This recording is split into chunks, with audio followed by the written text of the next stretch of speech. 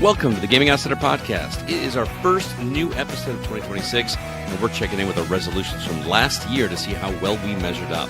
We'll also make some new gaming resolutions for 2026. In news, we have some fun casting reveals for Tomb Raider and God of War. Also, Rel stops by to tell us about a new title he's playing on Switch called MIO Memories in Orbit. This is the Gaming Outsider.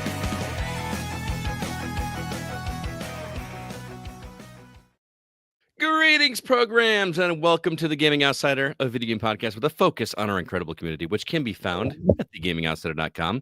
We've also got a community at facebook.com/groups/the GoCast, and even a Discord server. There's a link for it in the show notes of this very episode. My name is Scott Clark. Today is Monday, January 19th, and joining me are my friends, Zach Parkerson. Zach, what's up, man? You can tell we had a break because there's such enthusiasm in your voice. I mean, we had the episode last week, so I guess this isn't our first new episode because it was our game of the year, but this is our first like back to normal episode, I guess. And that break did me wonders, man. I got some game in it, and we'll get to that in just a second. Also joining us, Jacob Gunnarsson. Jake, how are you? My name is Jacob, and I'm glad to be here. I'm glad that you are here. We have so many games to talk about in the what you've been playing to catch up on section. So let's jump right into it because we each have quite a list here. Jake, let's start with you. What have you been catching up on?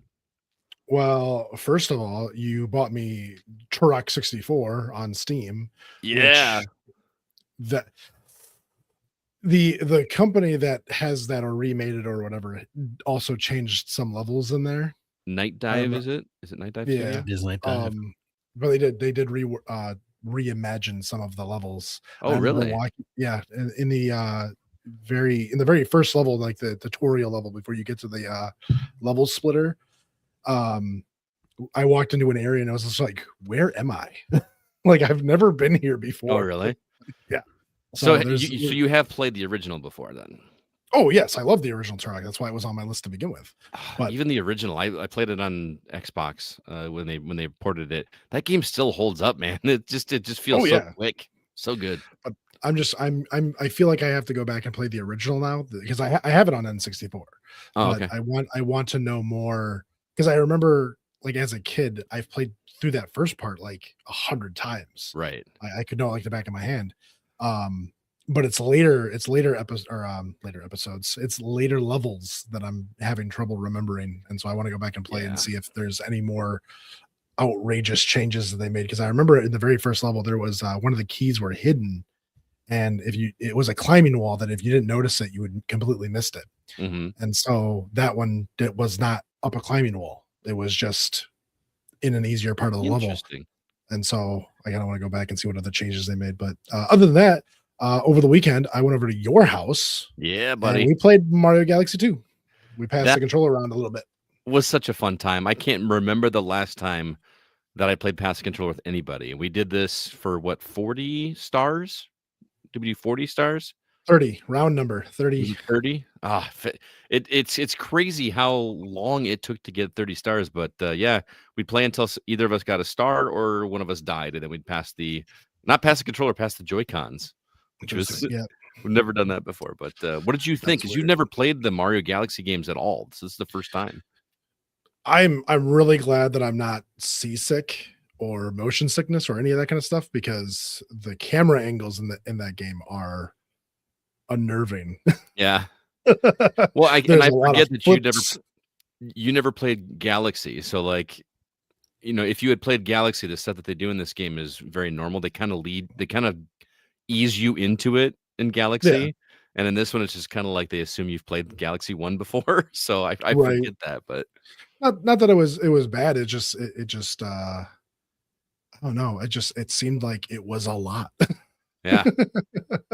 Like immediately on the very first planet you have to jump and then it flips and it rotates and then whatever, and I was like, man, and the Joy-Con changes every time. The moment you release it and recenter it, the direction of you moving changes, right? And so it was a little hard to get used to at first, but yeah, I mean, easy enough to recuperate. So Yeah. when little Mario would like run around in circles though, because Yeah. for whatever reason it was having a hard time remembering which way it was going. Do you remember that, Zach, playing on the Wii where you'll be running and then the game kind of doesn't know which direction, so you press in a direction instead of going in that direction, he starts running in a circle. So you have to like kind of let the joystick go for a minute. Oh, sure. then- I mean, that's been a problem in games without gamer control forever, right? Yeah, Yeah. it just it's more prominent. You just have to like train yourself to like let go whenever that happens. Yeah. Well, like it's like any of the fixed camera games where you like walk through a doorway and you're still holding up, and then all of a sudden up is backwards, and then you walk through the doorway. Hit that load screen. Yeah, I've done that. I guess because in Mario you don't want to let go of the stick. You just want to keep jumping. I understand. Right. Yeah. The crazy thing about Mario Galaxy 2, especially because I've been playing Mario Galaxy 1 so much in the last couple of weeks, is how much more difficult Mario Galaxy 2 is at the beginning. And I don't mean like it's like crazy hard. You remember how crazy hard Galaxy 2 gets towards the end of the game? Of course, it's not stupid hard, but I feel like there's no just stupid easy levels like in Mario Galaxy or any Mario game where it's just like a cakewalk to kind of get you used to the controls. This game really kind of makes it feel like they assume you've played the other game before, and it just feels like an extension of Mario Galaxy in that. And I'm here for it. It's great. Which is cool because Nintendo, doesn't always do direct sequels. Right. No. Yeah. And again, playing it so recently because, the gap between me playing Mario Galaxy and Mario Galaxy 2 on the Wii was years, right? It wasn't like I was playing them concurrently like I am right now. It really feels like the engine and everything is exactly the same. You know what I mean? Like it's all all the sounds are the same. Like when you get the stars and he takes his hat off and says, "Yeah." Like all of that is exactly the same as it was. The music that music that plays when you get the star and all that kind of the animation is exactly the same. It just feels like more of what we got in Mario Galaxy, and it's so great. Nintendo barely knew how the internet worked back then, so of course they couldn't do DLC. So I guess they just had to make a whole game's worth of DLC packs, basically. That's a good point. Anyway, I remember I asked, I was like, does Mario still do the crouch jump where like you're running, you crouch, and then jumping, he goes like throwing himself? Yeah. And he's like, well, yeah, it's like N64 controls. And I was like, perfect. And so Right. there was a couple of moments where I just threw myself off a cliff. There's moments later on where you have to do that. And you have to time everything. There are some crazy levels that I can't wait for you to see. And I'm genuinely looking forward to the next time I'm not going to play that anymore without you. Like I want to go through that game with you. You know what I mean? Just because it's just fun. I can play everything else. So really looking forward to that. You guys gonna meet up every Saturday? We'll finish it next year sometime.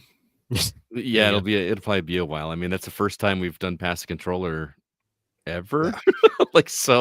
I'm a big talker, but I got plenty of Mario Galaxy 1 to do, and it was just too much fun to keep going. 242 stars. Well, that's the thing is like it's 121 if you want to complete it as Mario in Mario Galaxy 1, and then you have to do it all over again as Luigi. And it's just an insane amount of content in those games.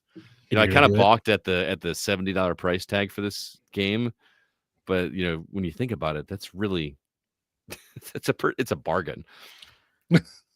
Well, let's not get carried away. But I'm doing it. Like I'm not getting achievements for it. I'm doing it just for the sheer fun of it. Mm-hmm. Bragging. No, I mean those games are absolutely worth $35 each. It's just in the current market, a minimal remaster doesn't feel like it's $70 for two games. But I understand. I don't know. Yeah, but it's also like some people's first time ever playing that game because we decided it was 2010 that came out. So I guess you can make that argument for any remaster, right? And they should all be charging more. The first one came out in 2007 and the second one came out in 2010. It's just, my students weren't alive when this game came out. So anyway, we got a time. Remember when remasters would be like 3 games for a discount price? Yeah. Like 3 God of Wars for $40 remastered on PS3. Wasn't that one of my predictions this year? Was that the original Pokemon games were going to be bundled together this year? Yeah, that was silly. All right. I also, over the Christmas break, just kind of dived into some 2025 games just in case they might make my top 10 list. One of them did, and that game was Dispatch. I don't know how much did I talk about that one last week? Maybe. I mean, it came up only in the game of the year discussions would it have come up. So like Okay. whatever awards you gave it or whatever. So I'm going to tell you, Zach, I started Dispatch and I really liked the storytelling and the voice acting, all that good stuff. I did not like the gameplay at first. I was like, I just want to get through this so I can just see the story. That's all I cared about. Like Diner Dash. Yeah. And then the more I played it, the more I started to really enjoy the gameplay. There's a bit of chance with it, but hearing the voice acting over that, and it's a really unique kind of gameplay. And you have to like really think about best ways to utilize these superheroes' powers, and it's pretty clever. It's pretty great. I think it's clever because they don't tell you, because each character has like 5 attributes, and each character specializes in different ways, but you just have to read the description and kind of assume what attributes are going to be needed. Right. Yeah, that's cool. And then like, oh, maybe I should have used that. It would probably have been better suited to put them over here in this one. That, you know what I mean? And then you decide like, am I going to send 2 or 3, or am I going to save those? I don't know. It's just a pretty cool push and pull game that I could see myself playing it again. Are you an Invisigirl or a Blonde Blazer kind of guy? I romance Blazer. Okay. Invisigirl tried, and I feel like I shot her down, but I can't. You have to pick one or the other. Yeah, it was interesting, but I was a Invisigirl guy myself. Yeah, I kind of figured. I kind of saw that coming. Yeah, you seem like a Blonde Blazer to me. Yeah. So Dispatch, what a game, and we are getting a sequel, right? There's going to be like a season 2. I've heard. Is it confirmed? I don't know if it's confirmed. I think they just said like we'd love to do more. Oh, okay. I think they have I think they're making a Critical Role game next that they're on the hook for the studio. Okay. So you got to do that first. I really liked just the diversity of all the characters. It just one dude that's a bat and turns into a bat monster times. Anyway, I was more of a fan of that Steel Hawk assassin lady. Oh, she's the one that I like cut off or whatever. Interesting. I did the reverse. Yeah. Oh, we're such different men. I kept the guy, the water guy, in my party. I did as well. Did you? Okay. Yeah. So which one did you cut loose? The bat. Oh, you cut the bat. Okay, those are the 2 you could. Okay, my bad. Yeah. This is you're thinking of 2 different things, I think. Yes. The bat I wanted to keep because he was high in intelligence, I believe, and I was like, I didn't have another character that was super smart, so I wanted to hang on to him. Interesting how we played like completely opposite. It's another cool thing about that game is it's a fun compare notes game. So. Oh yeah, for sure.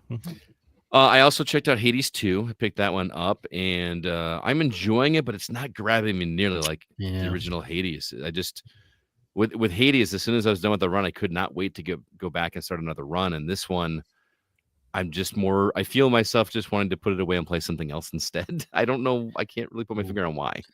Yeah, I most often want to like stop playing it and just play Hades 1 again. Yeah, I feel like the systems like back at the home base or whatever are too complicated. Like there's just too much going on, and sometimes I'm upgrading things and don't even understand what I'm upgrading, and I don't know. Well, they talked a big game about how they like doubled the content. I was like, I don't know if you needed to. Right? Yeah, I'm the same way. Plus, the character's not nearly as interesting. Yeah, it's hard because they burn through so many of the interesting ones in the first game. Yeah, as you would. But I mean, the reason you were going through the loops also just like made more sense in Hades 1. Right. Yeah. Like there's parts of Hades 2 where because you have to like fight the same bosses, but I'm like, I'm not really totally sure I understand why this boss is back here, given the context of the story. That makes sense. Plus, like the voice of what was it? Was his name Zagreus? He just had that like I don't know attitude about him that every time he spoke, he was just cool. It's like a detached attitude. Yeah, I just loved his attitude towards. I love it when you speak. I do like Malinois, and Hecate is cool, but yeah, I don't know. The first game just had an incredible cast, and it's just not quite as memorable. But I feel like there's so much that I have yet to see in this game, so I'm going to keep pushing. I'm going to keep playing it. But anyway, I also got on sale over Christmas. I picked up Atari 50 and Tetris Forever. I did pick up the making of Karateka as well, but I have not No. touched that one yet. So I got that one based on your recommendation, Zach. Never played that game originally, so I feel like I'm going to get a really interesting history lesson. That game does not look fun. I'm telling you, like just from the trailers and stuff I've seen, it doesn't look fun. So It's I'm really very, very simple. Yes. But, Yeah. it was also transformative in its day, as you will learn. But like hearing them talk about it, they just make it sound like it's this groundbreaking, amazing experience. And I'm like, I guess I'll see. Anyway, so have either of you played like Atari 50 or I obviously played Karateka, but have you guys played any of the other of these like what are they called? Gold Master series? Gold Master. I played the Llama Soft one. Okay. Well. I am assuming they have the same format of like, kind of go through a timeline and you can go across or down to see pictures and watch videos and then eventually play some of the games. It's interesting.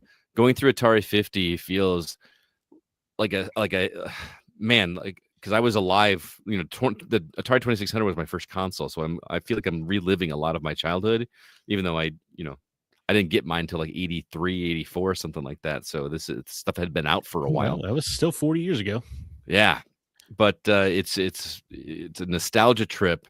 And then going back and playing some of these games and just going, wow, I sat and played these games for hours.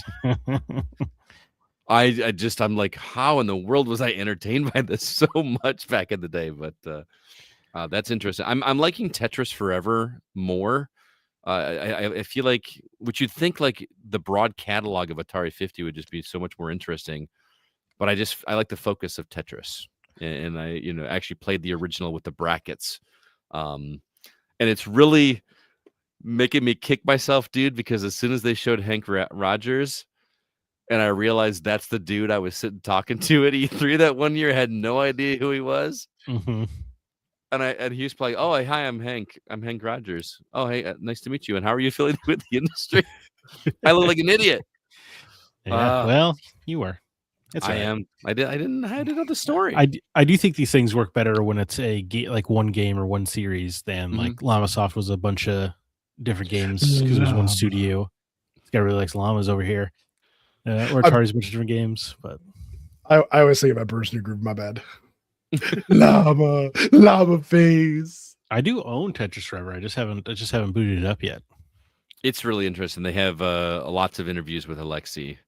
Is that his name? Alexei? I don't know. He's the one watching the documentary.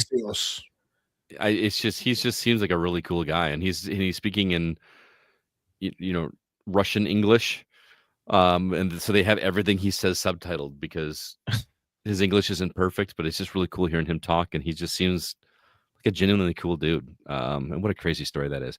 Anyway, I also dipped my toe back into Ninja Gaiden Ragebound a little bit.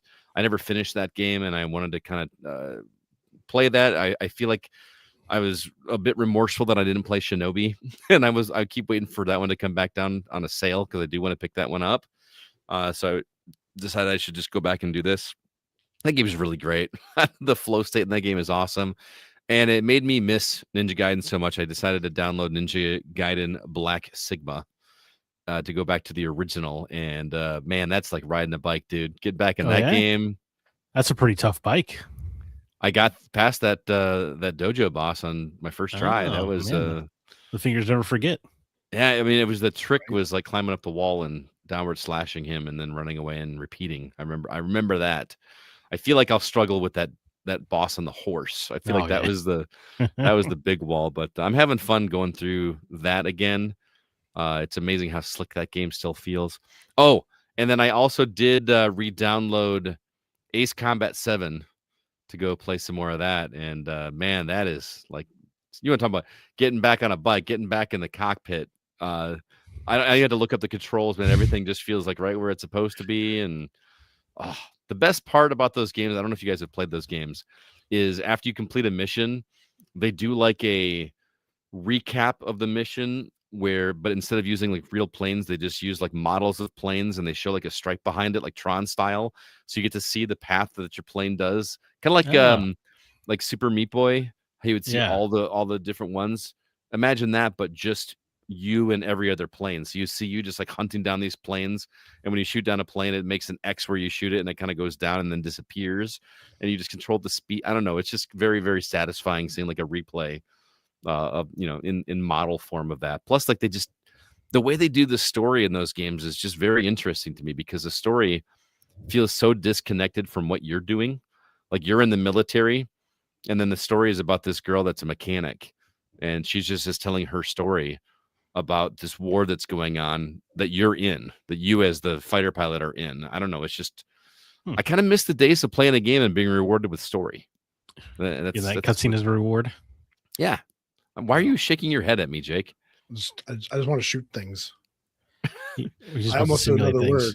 I think I just want to shoot. Like I don't know. I didn't like my flying game. My fighter was Blazing Angels. Oh, okay. I loved that game. Xbox 360 game. Squadrons of World War II. Yeah. And no, PlayStation. Duh. But I don't remember any of that story. I was just like, yeah, dogfights. Let's go.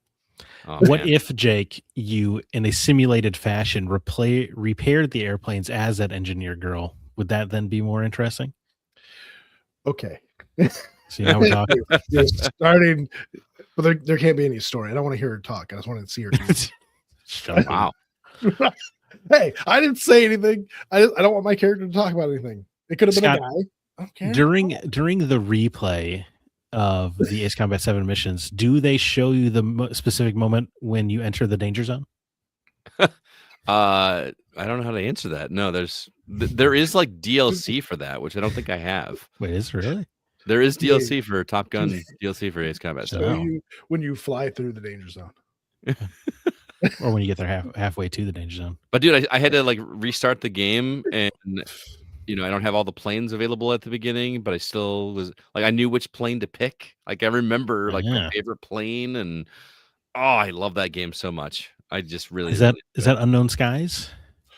Plane is that 7? Yeah, Unknown Skies. Yeah, I'm just trying to remember. The FA-18 is my favorite plane to fly in that game. I remember I had to unlock that one. Did you ever play Tom Clancy's Hawks?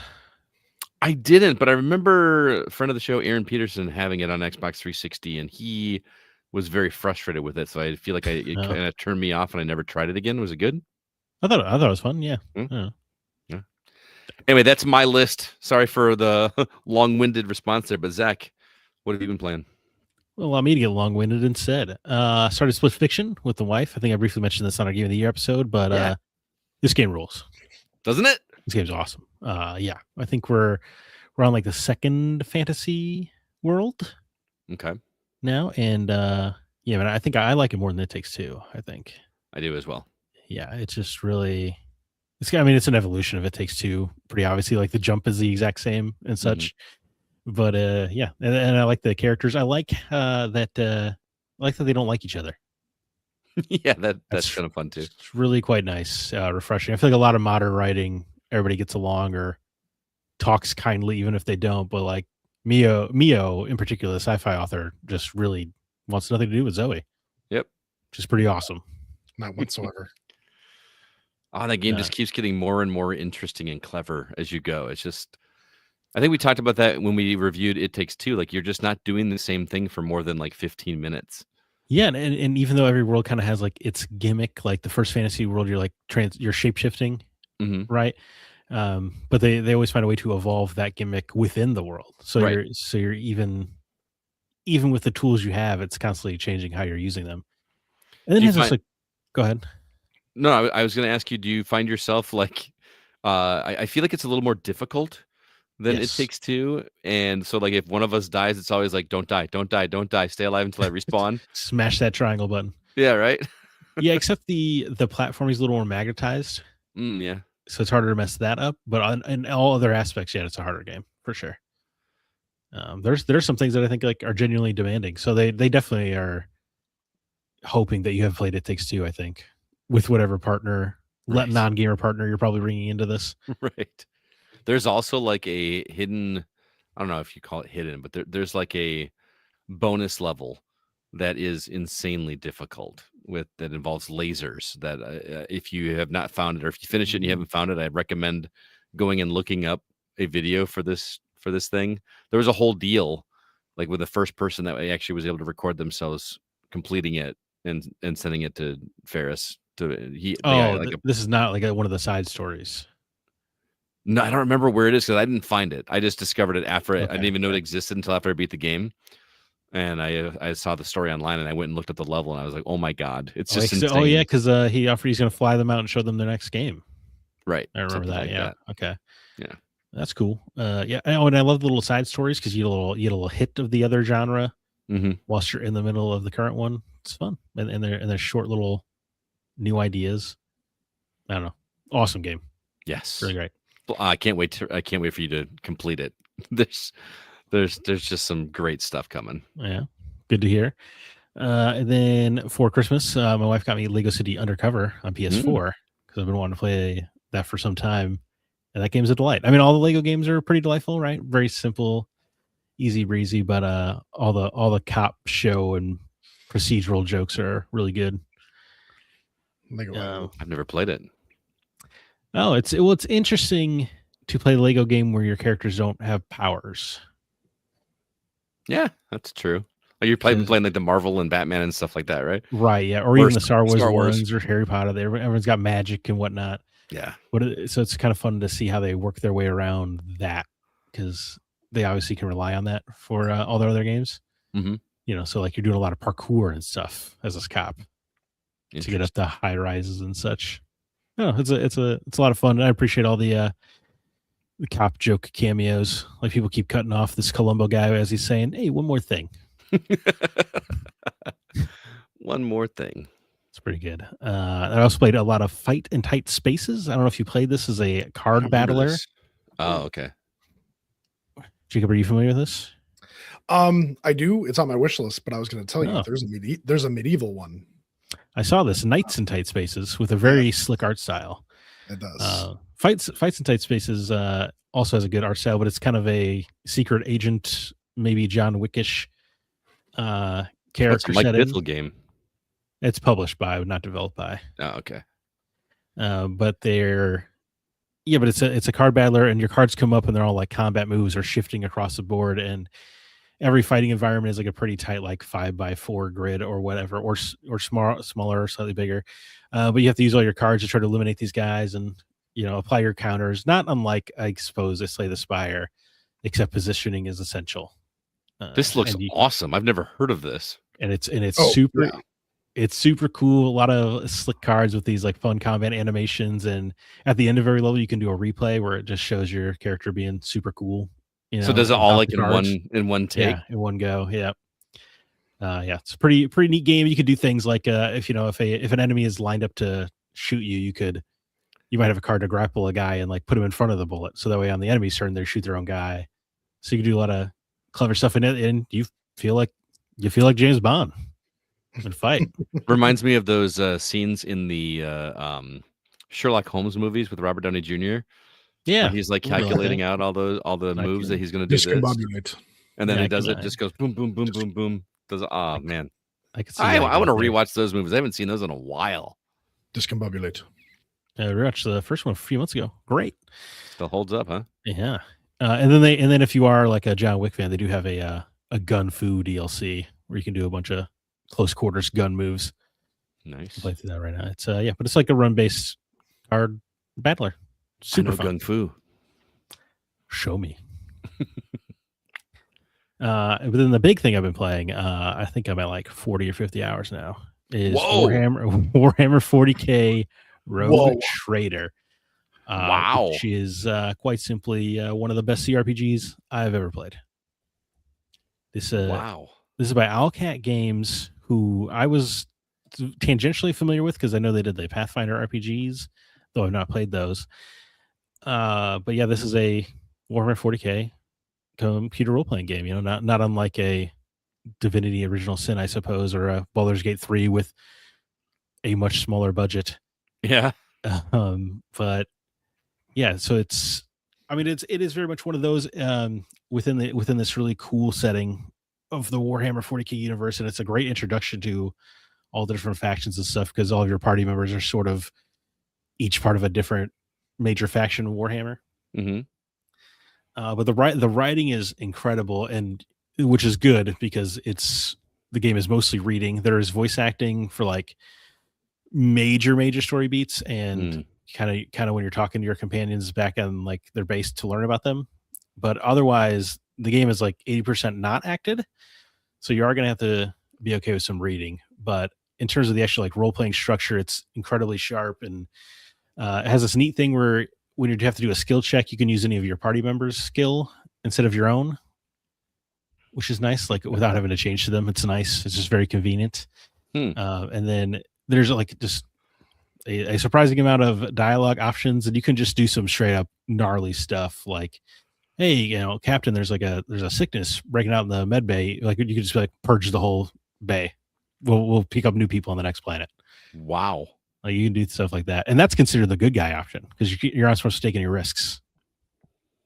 So it's a great deal of fun, a lot of role playing, and your character you're playing as is the rogue trader, is one of the rogue traders. And in Warhammer, like everything is, there's a god emperor, and everyone follows that religion and his word. But the rogue traders are kind of handpicked by the emperor to circumvent those rules. Mm-hmm. Like humans are supposed to kill Xenos on sight, any aliens, but you can actually talk to them and negotiate with them. So you're this huge hypocritical blind spot as you try to make a bunch of money for the empire and such, basically. I feel like you have cracked, or you're dipping your toe into a well that's going to keep you busy for a long time, man. The Warhammer well? I mean, Warhammer and this style of game too. Oh yeah. Yeah. Well, like when I was a kid, I played these a lot, but you know, they kind of didn't make CRPGs for like a decade or more. Yeah. So it's nice that there's been this huge resurgence. Yeah.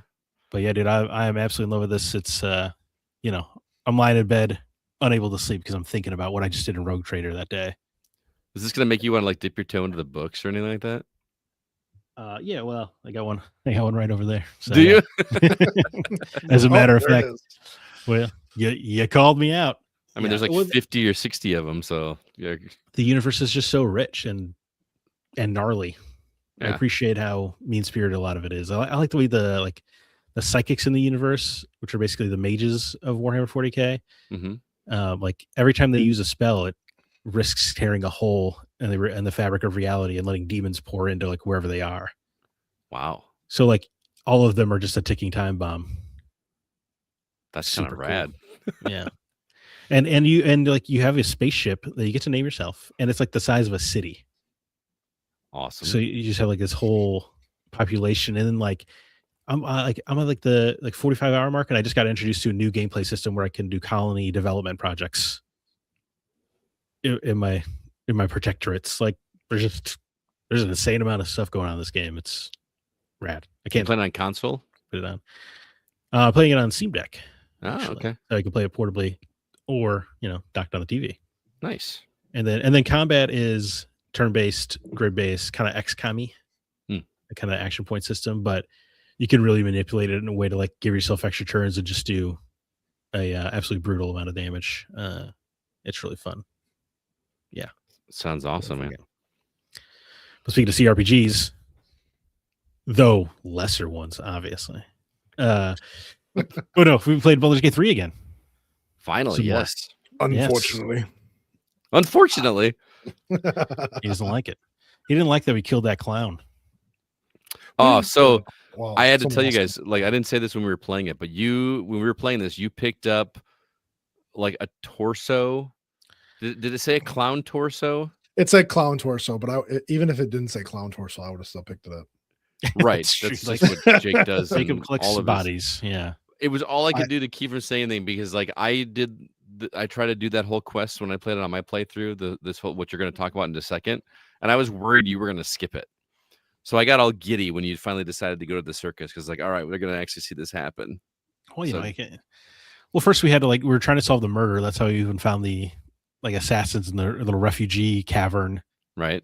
That led us. Then one of them just had a torso part on him for some reason. Mm-hmm. Mine dibs. We still haven't solved that murder, have we? Of that priest? No. Yeah, No. That's outstanding. Although we did help a British military pigeon commander. That was so freaking hilarious. I did not save discover his troops. Yeah, well, we were trying to figure out where the mail wasn't getting delivered. So, I asked someone if they had to speak with animals so we could talk to the carrier pigeon, and he was very much a British World War II commander. It was so funny. I was like, this is really happening because he was just very matter of fact about it. Oh, good, jolly good show. We're going to reporting to the children. I am the finest airman in the Corps. Yeah. Yep. We did great. manage to find the culprit killing the pigeons. It was a great beast, and as we told the commander, his soldiers fought valiantly to the bitter end. Was it like a possessed cat or Last something? Or feather. what was the creature called? I can't remember. It was like an evil cat, and I passed was like a Wings. performance check to Ooga Booga it, and it got scared and ran off. Literally, the thing on the thing says, try to scare the Ooga cat booga. creature with Ooga Booga. And didn't my your character does go like, whoo? yeah, like hands out on his face, dancing around? Pretty goofy. But then yes, we did go to the circus, where I tried to understand what a mummy tried to say to me, and I failed every single check. So beats me what that mummy wants. And we explored the circus, which found us to a weird clown guy. Dribbles the clown, is that right? Mm-hmm. Dribbles the clown. Dribbles the clown, who what bitey buddy? Yeah, his little dog. His dog. Who got us into a pretty substantial fight. Right, like we just took out Ketherick Thorm, this massive battle, and now we're struggling with a clown. To be fair, it seems like he's kind of a interdimensional clown monster guy. Well, I think I think Dribbles the clown was an actual clown, right? And he was posing as this clown because now we found that Dribbles the clown has been separated into pieces. His body parts are all over now. But that's not too concerning to his necromancer boss, who seems convinced she could bring him back with enough torso pieces, right? Body pieces. The transvestite purple character. Is that who that was? Yeah. I'm waiting for the end of that mission and watching Dribbles the clown zombie try to entertain kids. Dude, I am excited too because I tried so hard to do that on my playthrough and I could not finish it. So you get all the pieces. I feel like a torso should be enough to at least get a spirit back. Tell us where the rest of the parts are. I mean, dude, if I remember correctly, you need like arm, hand, other arm, other hand, other leg, other foot. Okay, you need the full Power Ranger set to get this guy back. Pretty much. So before you go on and continue this adventure, I want to give our audience a little bit of a warning because this next we're pretty much a family-friendly podcast, but the next part we can't not tell you because it's too damn funny. But if you've got any kids present, just skip to the news. Yeah, skip to the news because skip to the news. This next part's freaking fantastic. Go ahead. Well, yeah, I won't be too blue about it, but we found the brothel. Mm-hmm. And then I spent a lot of our party's money. A lot of gold. Engaging in I believe the sentence was "Screw you guys, it's my money." Absolutely. I think Scott made the comment of I've never clicked a decision faster. Right. It was like you can come have your way with me for 500 gold, and boom, it was like I didn't even have time to read the response. It was just the money was gone. Well, but wasn't it like two? It was right. So the main point of interest was these drow twins, one a man and a woman, but they won't. I try to spend all my money to get them together. They will not, unless you could prove to them that you're an exquisite lover individually. Then they'll let you have both of them at the same time. So I took the woman first, of course. She's supposed to be the sensual, caring one. But here's the best part: is Zach pays this woman, and then she escorts him up to her room. And then immediately me, Kevin, and Jake just like fall in line and make this train behind them because we're going to go see what happens. Hell yeah. We all walk into the room with him and she says something like, "Oh, well, I didn't know you were bringing in an army." Well, yeah, she's like that. You paid me for sex, not to walk a march of war band through me. Basically, right. And you're like, so the three of us stood outside the door while you had this conversation and this good time, and then I couldn't see. I wasn't able to because sometimes you can still listen to other conversations and see the conversation. So I had to have you guys describe it to me, and didn't you or was it with the second one? So I had this sensual night with the woman. She seemed suitably impressed, but not blown away. So I might have to do some further work on her. But then I went to the brother of the pair and escorted me to his room, 500 gold, of course. Let's see what's up. and then Let's see he's what's like up. he's like the kinky fetish one. So I gave him the darkest fetish of all, as I told him we're gonna have boring sex. It was like lay like a sack of potatoes or something like that. It was he's like, what do you want to do to me? Like, and well, first luckily it glitched out so I could redo it. So I got 2 for the price of 1 with the guy. Nice. Because the first time I told him the role play is Driz from all those D&D books, and he was like, ugh, again. Common request, it seems. But yeah, the replay or the reset, I was like, we're gonna have a missionary with the lights off. They basically called me depraved. He's like, oh my God, I've never, in all my years of doing this, I've never thought of a boring sex fetish, pushing him to his limits. And I was like, oh yeah, baby, we're gonna have sex like we've been married 10 years. Which he was continued to be bored, but also excited by, because he was like, how could you? And then like one of my options is like, lay there motionless and produce no effort. And then that got him to an over the moon finish, as it were. So he had rapturous delights by giving him the sickest fetish of all time, boring sex. So then you dude, tried awesome to coerce them together now that they've both, right? No, but now they will let me invite my lover to join them as kind of a 4-way. Right, but you have so to have broken like down one of a the little companions. Bit. Right. And you guys don't count. Yeah, it has to be one of the predetermined characters like Karlak or I was like, Tav, this is your moment, man. Step up. Yeah. It's your moment. But that wasn't the end of it though, because then we had like a mini a moment where you go in. Dude, I forgot about the nymph, right? Yeah, broke into the nymph's room, and she was having some relations with another woman who happened to resonate with us as a tadpole and turned into a mind flayer, who we then killed. Right, pretty handedly. Murdered. While I'm like, she seemed perfectly okay with. Yeah, the nymph was like turned on. That was it. Such a weird. Like, really, you're having these emotions while that body is rotting in the corner, like not even in the corner, like the corner of the bed. Like, yeah, the body's still hot, and she's like, it really was kind of a scenario of like, if you're a teenage boy in that scenario, your mind is like, well, I hope she offers me the right kind of reward, and then she did. She used her nymphly powers.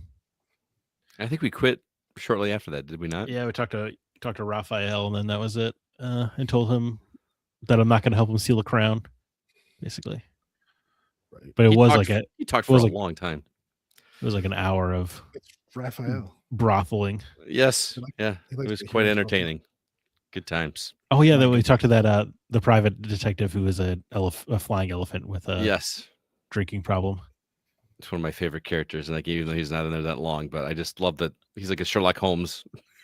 But an elephant. He's an elephant. It was good. It refuses to close the case properly.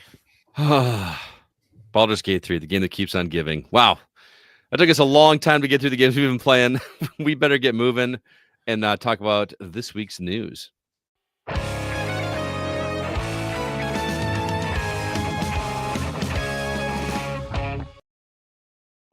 All right, first off, Resident Evil Requiem had a new showcase this past week. Also, a game called Masters of Albion. Yes, from Peter Molyneux, creator of Fable and 22 Cans, brings us this upcoming town management and defense game to Steam on October 22nd. Also, Freefall 95, S-Ben Games brings us this arcade stunt combo high score chaser to Steam. There's a demo on January 29th. The full game will be in March. All 3 of those stories and videos you can find on thegamingoutsiders.com if you're interested. We also got some casting updates for Tomb Raider and God of War, the TV shows, coming to Amazon Prime. Also, Sony removed 1,000 games off of PlayStation Network this past week. And lastly, The Division 3 has hit rough waters already. Jake, which story would you like to talk about, sir? The Division 3 isn't obvious. I love this game. Anyway, so it's lead creative director Julian Garretti. Is that Garrity? Garrity? I think it is Garrity. If I remember interviews correctly. Garrity sounds correct. He doesn't read as Garrity. I'll grant you that. Right. Anyway, he is leaving Ubisoft for Battlefield Studio. He was the original creative director for both The Division and The Division 2.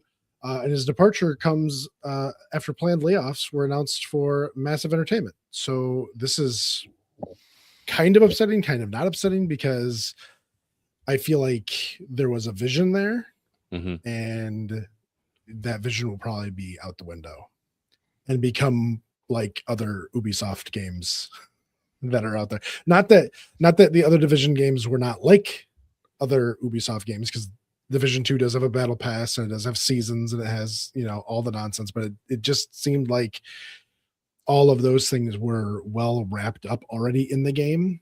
And so when you were playing the game, they weren't in your face. They were there if you wanted to do them, but they weren't directly slammed into you all the time.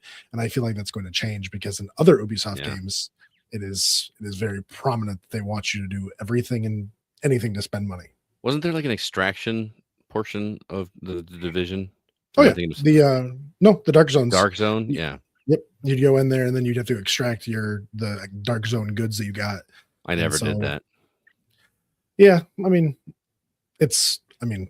cheaters. Oh my goodness, Division 2 has been not played for so long that me and my wife were playing it for a little bit, and some dude just harassed us for like an hour and a half because he was cheating and could one-shot us. And so we were like crowded in a corner waiting for this dude to like go away so we could actually escape the area. Ugh, what a terrible experience that was. But yeah, I never try to stay in the PvP areas too long, because you would just get 30 or 40 people ganged up in an area. And during special events it was fine because everyone was kind of there just to have a good time, but like during the normal stuff everyone just hates everybody. Yeah, I never bothered with the Dark Zone stuff. I just had so much fun playing with people and playing cooperatively, and man, that might be the last time I was like really dedicated to an online shooter game. I played Borderlands with my friends and stuff, but just there was something special about that, and I hope that this is not bad news for the Division 3, because man, I could use a game like that. But like you said, if they lean into that more, that's going to make me really angry, because that's not what made the game special for me personally. No, I'm being selfish. I want what I want for me, but I feel like I'm not in the minority of that. I'm like, when you're completing tasks and getting the points and stuff for the battle pass or the season pass or any of that kind of stuff, I feel like you have to go digging to find those in the menus. Yeah, which is kind of nice, because I don't want it slapped in my face over and over again. But I mean, with the times change and how long it's been since the second one came out, I'm sure that the company viewpoint has changed enough that the game will go into a like, let's harass these people until they give us money. Right. That's a good point I hadn't considered as a more recent Division fan, having only played it last year. All the seasonal content you kind of had to go looking for. It was very much out of your face, and who's to say that Julian Garrity was not the wall that Ubisoft crashed against? Because sometimes you just have that right person in leadership and it can actually say no. But that could be the going. Now, hopefully, the people he's who have worked under him for the entire franchise have a pretty good grasp on things. But it's hard when one guy's kind of in the lead of an entire franchise and then departs at the start of the next one. It's hard not to feel worried about it. Oh, yeah. I agree. But Division 2 is always going to be there still. We can always go back and play that too. So, but until they turn off the servers. Right. Right. But it felt like it got into a lull, and then they started gearing back up because they knew the third one was coming out, and so they're trying to get people like revamped into it. So, the second one has gotten new content. Like that Battle for Brooklyn DLC was middle of last year. Yeah, that was pretty good. That was pretty good. I liked it. Yeah. And then there was a little project, the Heartland. I can't remember what happened to that one. I'll have to look that one up real quick. But yeah, Division 3 to rough start, but hopefully not. As @Aaron Plays says in the chat, they still should have done the extraction shooter. Homeland, Homefront. I don't remember. Those playtests were great. Yeah, it was the Division Homeland. I think it was supposed to be more Midwestern. Heartland. You're right. It is Heartland. I'm so sorry. You're so right. You're good. No, you're right. I thought you guys were talking about the same thing. Yeah, we were. Yeah, we are. I got confused by the comment, but that's canceled. That sucks. Yeah, but three instead. 3 makes me feel good. So you could probably put a lot of what was in the extraction shooter probably into the dark zone of 3, right? Yeah. Oh yeah. Probably. So Yeah. probably repurpose some of that. Yeah, but like Oh, you yeah. said, it'll probably be backwards. It'll be like getting into Call of Duty where you have to go find the campaign as opposed Oh. to, you Yeah. know. Well, the Dark Zone really only appeals to people that love loot anyway. Right. So those And, people, those are the people who are digging through the game already. I mean, true. both the divisions, when you first start the game, part of the tutorial is going to the Dark Zone and experience that. It's just, they want to let you know that it's actually there for a portion of the game if you wanted to do it, and then they take you back out of it. So no, it's not for everybody, but it is there if you want to. I just hope It it's really- not the main focus this time around. It really showed up way before the extraction shooters, didn't it? The Dark Yeah. Zone was kind of ahead of its time. A little bit. I think it all goes back to Kane and Lynch Fragile Alliance multiplayer. We had to rob a bank together, but you could shoot your team at any point to take the money for yourself. Ooh, that's a real progenitor. That's a callback. There you go. All right, Zach, what story you want to talk about? Well, I do want to say that briefly, the Resident Evil showcase was cool because I have been wondering for a while if you could set Grace and Leon independently as first and third person, and you can. So it's a very specific thing that made me very happy to see. Nice. And I guess, you know what? I guess it was worth talking about. They talked about it in the showcase, okay? Yeah. I don't feel like you're alone in wanting that. Yeah, but more importantly, I suppose, we got to see Lara Croft. Yeah. Yeah, Sophie Turner is Lara Croft. I never had the problem with the casting that like the internet did for two reasons. One, when somebody gets cast as a character and people act like there's no hair and makeup department to make people look different. Right. It always confuses me when people are like, they don't even look like the character. I'm like, yeah, man, that's what the crew is for. Right. That is their job. But sometimes she certainly looks the part, but will she act the part? We'll have to see. You know, I guess she's probably, if you're a purist, she might be a couple cup sizes small. And the boobs aren't nearly triangular enough. They're not triangular. Aren't nearly. But she looks good, and she looks like she's got looks like she has like an athletic physique, which is important. I saw a post on Twitter somewhere that somebody was like, they literally cast a British white woman to play a British white woman, and people are still upset. Oh yeah, you can't give those people any oxygen, man. It just drives me. They're just useless. But yeah, that picture float. I saw that picture and I thought it was fake at first. I think I actually texted you. I was like, "Is this real?" It looks really great, very classic. She and say what you want about her. I feel like she's been hit or miss with the roles. I really liked her as Sansa. Mm-hmm. She's great as Sansa. Yeah. I did not like her as the Phoenix. So I never saw those. Yeah. But the more I think about it and like hearing her voice, like she's like she can pull. I think she can pull it off. I'm really excited to see what they do. Sansa had some good one-liners, right? It's all in the one-liners. If you're doing a classic Lara, can Sophie Turner pull off the quips? But not only did we get Tomb Raider, we also got Kratos. The casting of Kratos has been revealed. That's right. Ryan Hurst, who interestingly was the voice of Thor in God of War Ragnarok, he's going to actually be playing Kratos now. And Teresa Palmer is going to be playing Sif. Mm-hmm. So I am not mad at this decision. I remember Ryan Hurst from Sons of Anarchy. I believe he was Opie, if I remember correctly. Do I have that casting correctly? My only familiarity with Ryan Hurst is as Thor in God of War. Oh, really? Ragnarok. Yeah. Yeah. Well, he was great. He was great. It's just interesting that they have him play a different role now, which is just kind of funny. Yeah, my only I think I texted you this, like, to me it was like I had a little bit of a shock that it wasn't a black guy because he's only ever been voiced by black guys. Right. Kratos. So it was like a little bit of like what? For a second, and then secondly, I was like, I guess he would be Greek, right? Mediterranean. Yeah. And I was like, well, this guy isn't that either, I guess. So I guess they're just making him Norse, I guess. Straight up. He's Mario at this point. Yeah. But I mean, he was great as Thor. I assume he'll be good as Kratos. I mean, it seems clear they're going with this arc of God of War. Yeah, right? Yeah. I mean, look, I love the Greek games, but the stories they tell are for video games. Yeah, that would be really hard to pull off. I would love to see the Greek God of War games, but man, so much of it is so outrageously over the top that I don't know, you could never do it on a television budget anyway. I just want to see Ryan Hurst like climbing up a meat wall. Remember that level in the original God of War? He's climbing out of hell. Through hell, yeah. Or like there's with the Pandora's temple, like on the back of a giant going across the desert as Kratos is running along the chains. That was so awesome, man. It just don't. And then him and Ares for the final boss get like kaiju sized to fist fight. Mm-hmm. I just don't know if that works for television. I agree.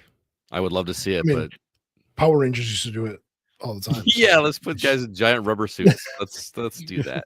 No, we'll just make we'll just make a tiny set, and we'll just have him in his normal costume just out there, just bring miniatures back. Right.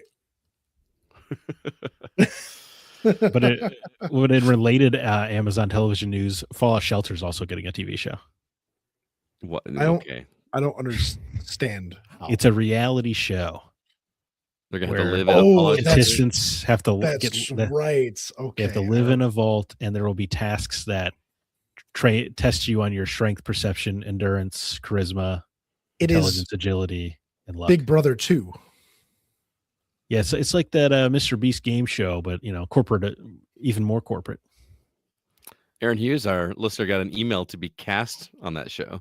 So did I, Aaron. Dude, we should both do it. Yeah, I didn't. I must have a face for radio. You know what I think it is? It's because my charisma stats. Is that what it is? Yeah. Okay.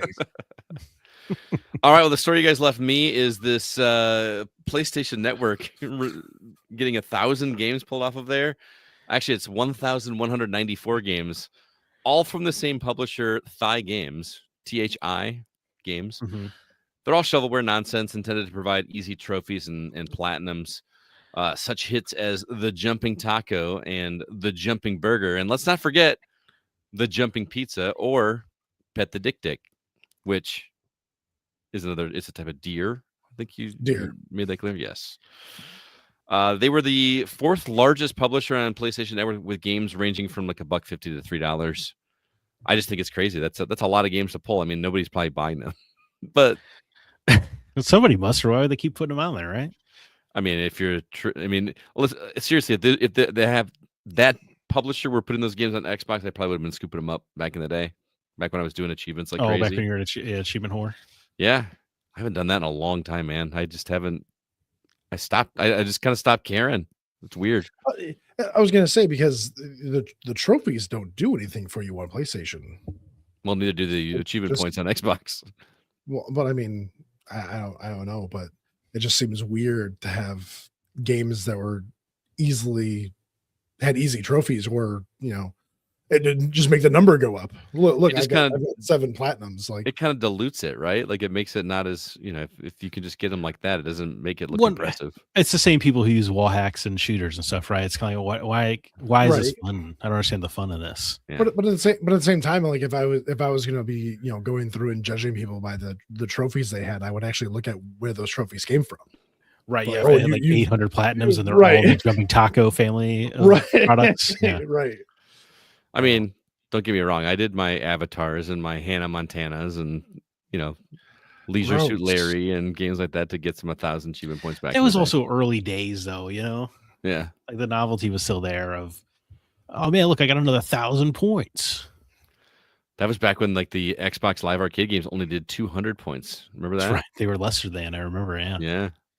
Crazy. So Aaron Plays says AI slap are just low effort garbage, and it's a lot of those games end up being they've got one game and they just reskin it over and over. Yeah, it's the same exact game except this time you're a pizza, this time you're a burger. Yeah, it is interesting they delisted them all because like the other 3 bigger publishers are all the same kind of company, right? So it doesn't actually have anything to do with being garbage cluttering a storefront. It seems like they must have broken some kind of rule. Interesting. Yeah. I know there's a not necessarily a lawsuit, but I know there's some nonsense going on because there's a lot of random games that go on Steam and they're like $60 games. Like they're listed for full price, but they are absolute garbage games. They have like 10 or 15 minutes of actual play. And even then it's so low poly or whatever, it's bad. But these games will be in bundles on like sale sites they'll put like 5 or 6 of them in a bundle, and they'll be like, oh, the original price is like $600, but right now you can get a deal for $40, and they're all these like little 5-minute garbage games, and people buy them because they're on sale. And so they don't necessarily know what they're buying, or maybe they do. I never do that. I never just buy games on sale that I don't intend to play. Right. And so they're buying like 10 or so games for what they think is super cheap, but the games are crap. But right, because like a mystery bundle that you're like, oh my god, what incredible game am I going to get here? Yeah, but I mean, they list them for full price because then they can put them on sale for double what they should be. Right. Or whatever. But yeah, that's another scam that's been going around. All right, well, that is the week's news. It is time for us to jump now into the new games that we've been playing.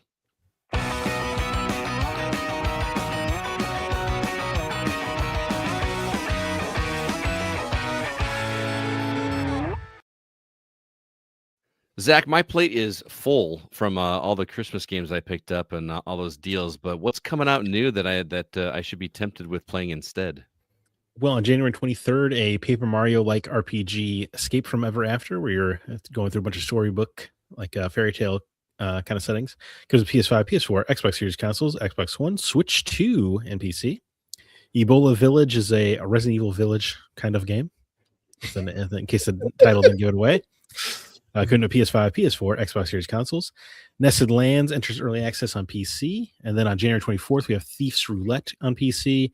January 25th sees the kind of a new action game, Reincarnation Insurance Program on PC, which is a fun title. January 26th, allegedly, High Guard comes out this day on PS5, Xbox Series consoles, and PC. But it is weird. We have not seen anything of that game since the Game Awards announcement. January 27th, Echoes of Elysium comes to PC.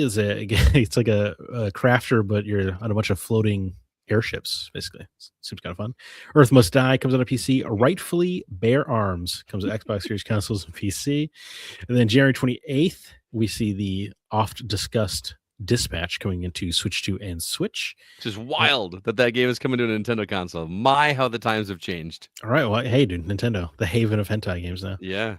January 29th, not that Dispatch, I guess it kind of is. January 29th, I Hate This Place comes to PS5, Xbox Series consoles, Switch, and PC. That's based on the comic book of the same name. Dark Auction Hitler's Estate comes to PS5, Switch, and PC. For the record, this game has officially changed its name to just Dark Auction, but it was announced as Dark Auction Hitler's Estate, and I think that's awesome. And this is the new game from the Hotel Dusk Room 215 guy. Oh. And then Don't Stop Girly Pop is a fast-paced first-person shooter, like faster than the modern Dooms, but it's all over the top, like girly anime aesthetics, and that comes to PC. You can bejewel your guns. Yes, it's pretty funny. Bedazzle your guns. What about this list, Scott? What's tripping the trigger? Well, I got one that's tripping my trigger, but I just got to tell you that Escape from Ever After couldn't look any more like Paper Mario, dude. Like I told you, Paper Mario. Like it's just like. Yep. Like even like the hundreds of critters like running past you in the battle system, or if you get attacked and it does a star with a number around it, like the animations look the same. It's just kind of nuts to me. It's more egregious than the Bug Fables. I don't know if you remember that, but it was also very Paper Mario inspired. But I was like, man, that's borderline a ripoff. But this is just like almost 1-to-1. Crazy. But my pick goes to Ebola Village. I got a press release on that one, and I was just kind of. It looks like Resident Evil Village, but in third person, but with older, like more nostalgic graphics, but in 3D. So like imagine if you were going to play like an original Resident Evil game in 3D instead of the fixed camera third person perspective instead of third person perspective. I don't know. I think it looks kind of cool, cheesy a little bit, but I think it looks fun. What about you, Jacob? Reincarnation Insurance Program, or RIP. It's a twin stick shooter. Kind of looks like not Resident Evil, Diablo. But yeah, that one seems like a lot of fun. But the first one that I was going to go for was Nested Lands, because it is a city builder in medieval times during the Black Plague. And right, yeah, like burn bodies and stuff. Yep. I went to go watch it. And the trailer opens up with someone yelling, "Bring out your dead," and I immediately started laughing. and turn the trailer off because bring out your dead. Bring out your dead. Oh no, I'm not understanding this reference. I'm not dead. I'll This be dead in a minute. This has got to be Monty Python. I think I'll go for a walk.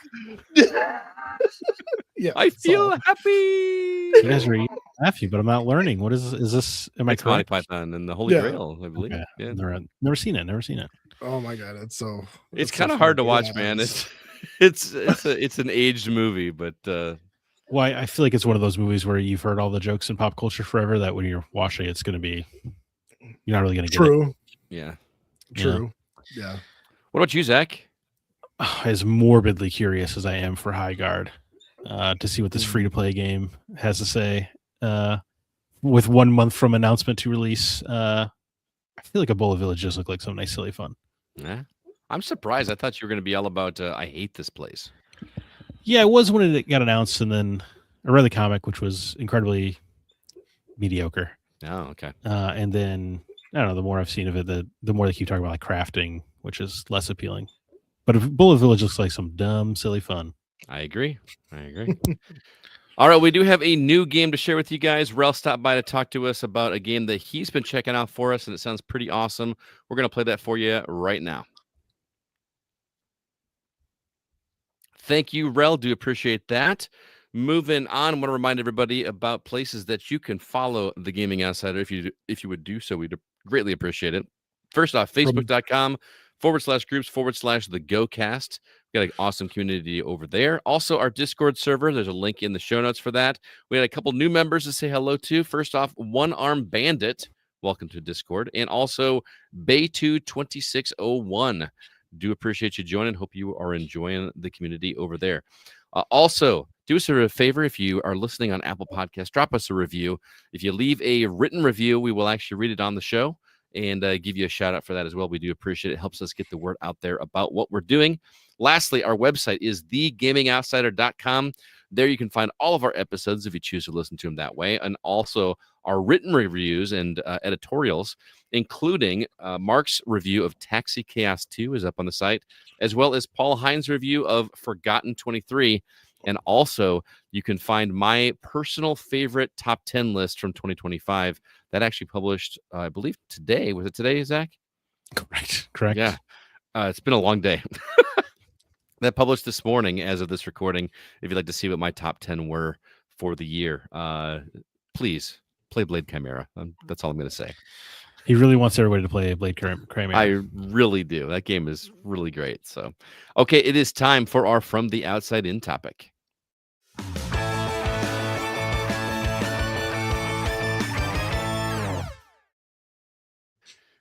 Sure, we're a little late to the party in terms of celebrating the new year, but who cares? We wanted to check in with the goals we set for ourselves last year to see how we did, but also make some new ones for 2026. We also like to see what all of you did for yourselves in terms of video game resolutions for the coming year. So not much to do here. Let's start with what we said last year. Jacob, what were your resolutions from last year? And tell us how you did. Oh my goodness. All right. So let's see. The first big one, try different or newer games. I want to break out and play more diverse games instead of going back to the same old games. How'd that work out for you? I played 2 games out of my wheelhouse. Which were? That's more. Blueprints and Expedition 33. Okay. Fair enough. Scott Clark recommends. Yeah. Yes. Well, one was like dragging me to the front door and then shoving me in a maze, but yeah. I helped. Yeah. Blueprints was actually a really fun game. I really appreciate that game for what it is.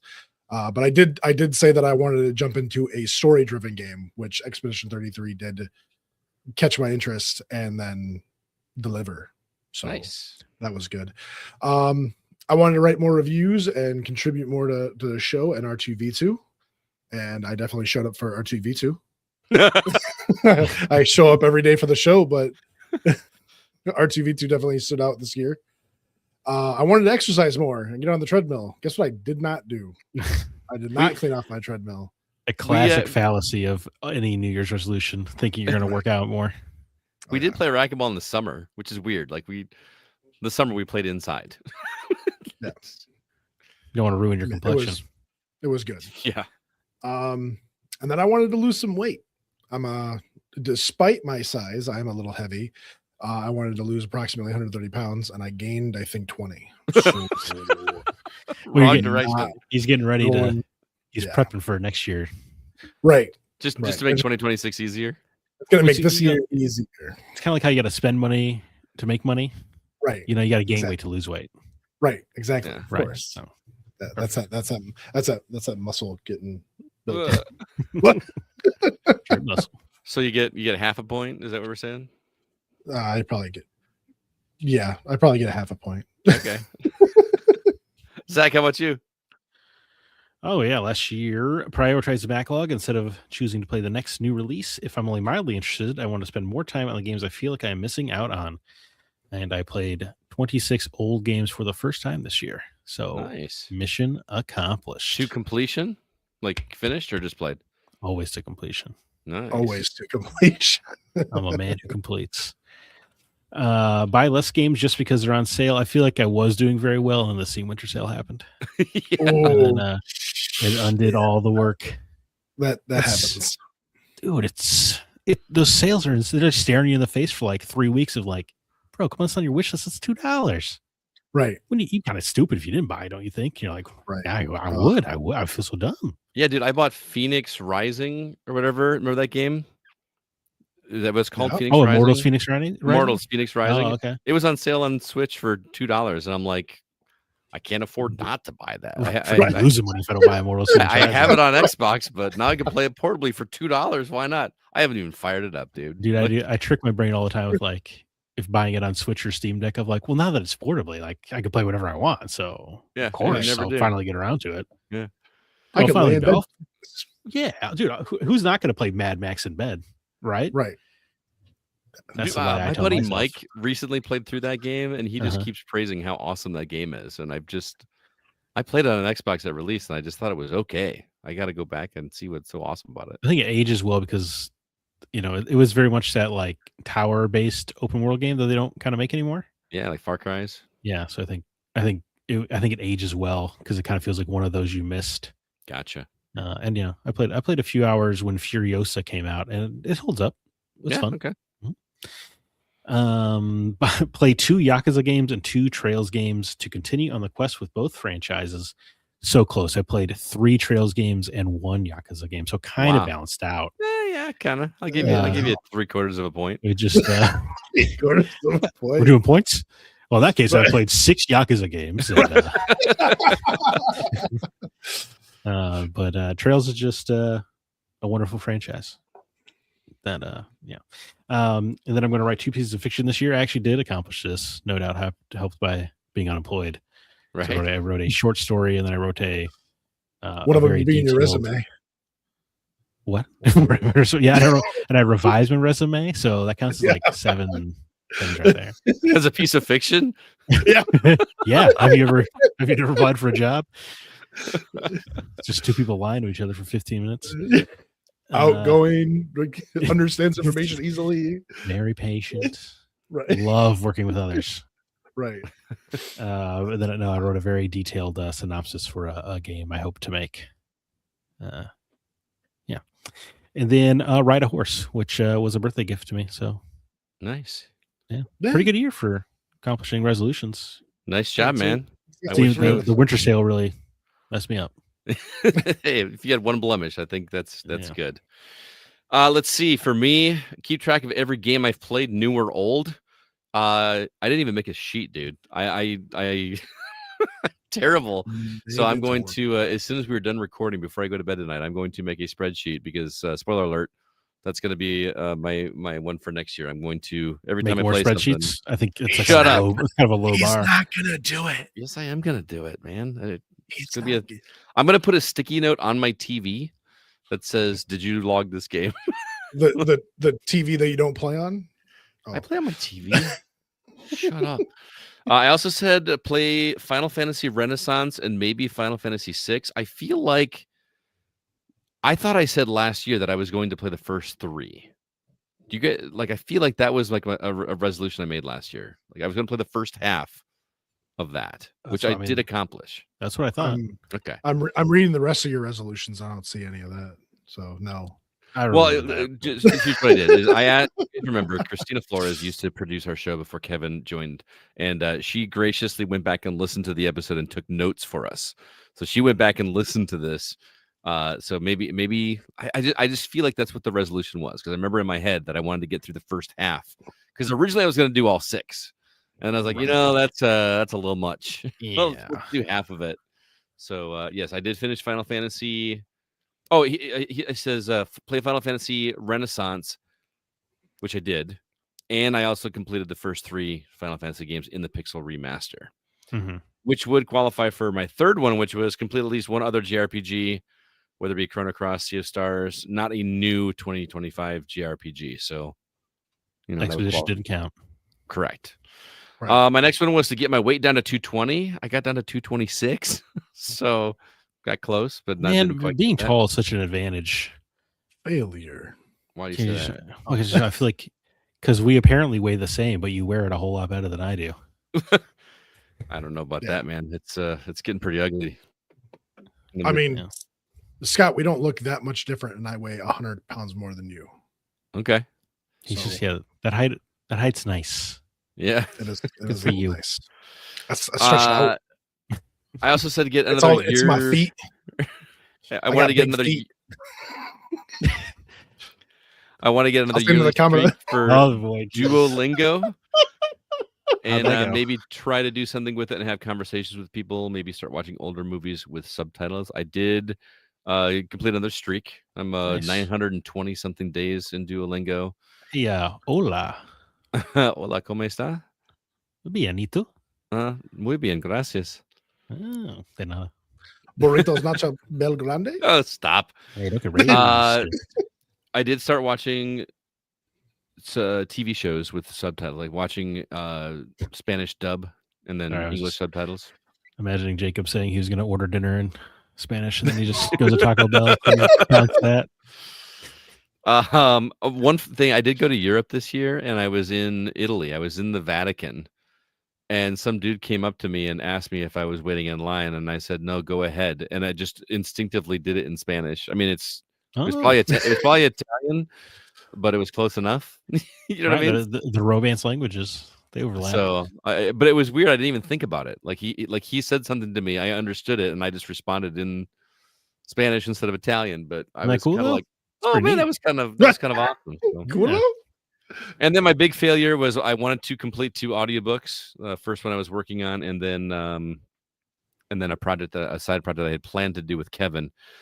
So that when we did this episode last year, our New Year's resolution, it was right after Christmas break. And if you remember, over Christmas break, I spent half of Christmas break recording this audiobook that I've been working on, and got to like about the third of the way through the book. That is the last time I sat down and recorded anything for that audiobook.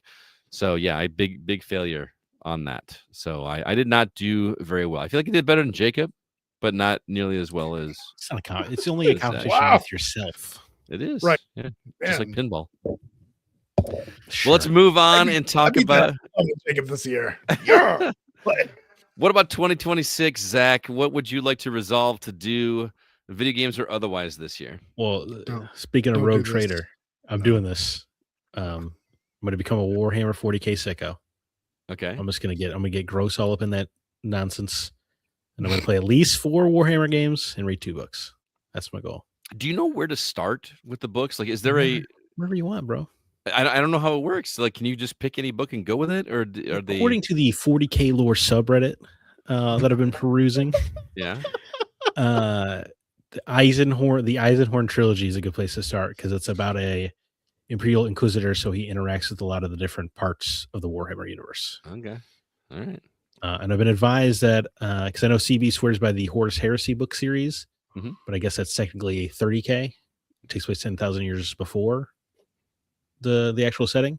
Okay, so there's a lot of prologue stuff, and people say it works a lot better if you have experience with the 40K universe. Gotcha. So yeah, that's what I'm gonna do. All right. I'm gonna write most of a novel. Oh, wow. Not write a novel. I'm gonna write most Most what? That's my goal. What percentage? Describe most. Yeah, like 40%. 65%, 60%. I think 60, because that's more than half, right? I mean, so that'd be most. How can you know if you're halfay through if you haven't finished it though? That's the thing. Right. I think you just feel it, Scott. I think Okay. I feel halfway through in your writing bones. Right. I guess I'll just judge myself when I get here next year. I mean, in theory, you're going to have an outline of the story, right? Like, that's exactly what I was going to ask him. Like as a writer, how do you write your stories? Do you start with the conclusion and write backwards, or do you just like, I want this in the story, so then you work around that idea? Often a linear writing style, where I usually have an ending in mind, and then I kind of come up with like the little steps to get there. Whatever. Mostly, I'm just writing and letting the characters take it there, which does require more revision, of course. But it's just how my brain works better. Okay, nice. Yeah. And then in addition to that, I want to read at least 12 books. 2 of them will be Warhammer. I did 17 books in 2025. 17 books? Well, audio listening. I didn't physically read them. I still think that counts as having consumed the book. I know some people are judgmental about that. Yeah. But I do. Judgmental. It will be, I figure I can read paper 1 book a month. Okay. That doesn't seem outlandish, even though I only read 4 last year. Surely I can upgrade that. I want to visit 6 out of the way Oregon spots because I live in a super cool state with like every kind of ecosystem you would want. Like every biome is here. There's a desert in Oregon. Like I want to see more of Oregon, I guess you would say. Have you seen the Goonies rock? Yeah, but that's certainly not out of the way. It's the first thing everybody asks you when that's the only thing I know of. Yeah, no, I didn't know of that. What is this? The number one. The rock from Goonies is fantastic. Okay, the ocean out here. I think it's also privately owned, so you can't go there. Yeah, it's kind of like an island. It's like if you're on the coast of Oregon, it's out in the ocean. And if you watch the Goonies movie, there's a iconic shot of it. It's like out in the middle of the ocean. It's not what boats are going to stop me. It's actually very close to the coast, but they do a good job making it feel far away in the Goonies. Mm-hmm. Like you could definitely swim out to it if you wanted to, and we're allowed to touch it without trespassing. Somebody get me some floaties. Yeah, you could do it. You could, man. Well, the ocean's salty. You could probably just float right over there.